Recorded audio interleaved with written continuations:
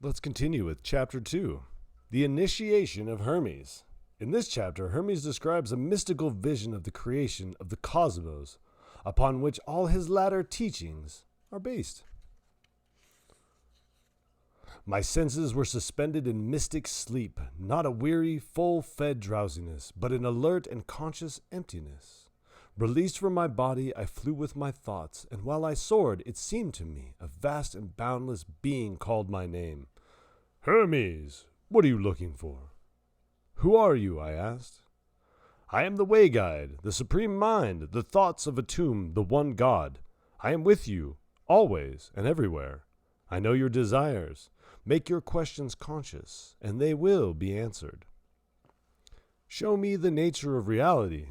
Bless me with knowledge of Atum, I begged. Suddenly, everything changed before me. Reality was opened out in a moment. I saw the boundless view. All became dissolved in light, united with one joyous love.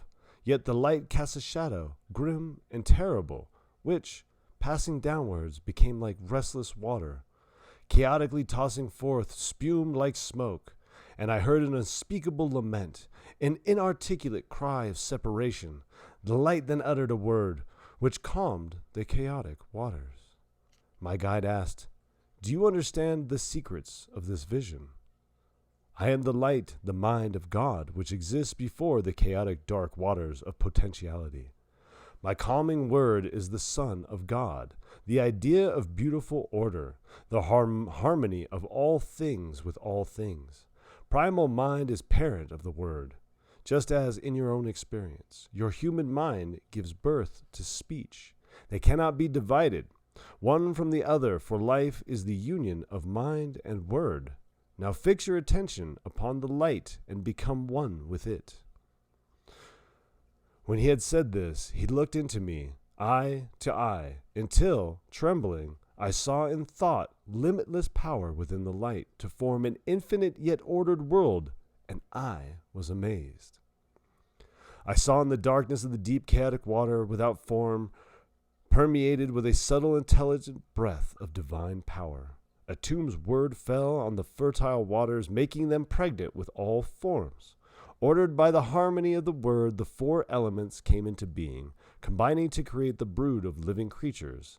The fiery element was articulated as the constellations of the stars, and the gods of the 7 heavenly bodies, revolving forever in celestial circles.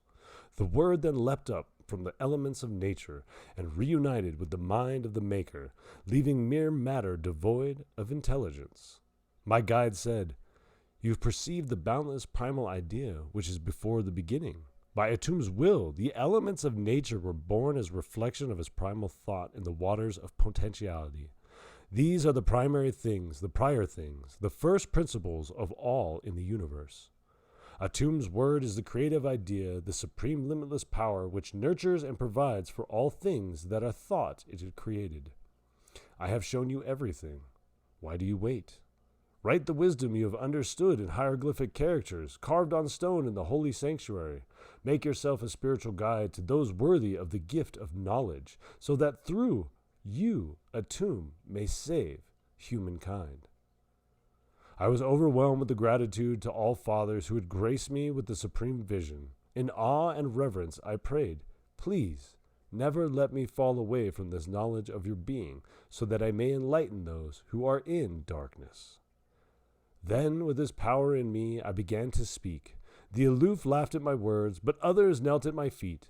I told them to stand and receive the seeds of wisdom, which I will sow into you with these teachings. So listen, men of clay. If you do not pay keen attention, my words will fly past you and wing their way back to the source from which they come. Chapter 2, The Initiation of Hermes.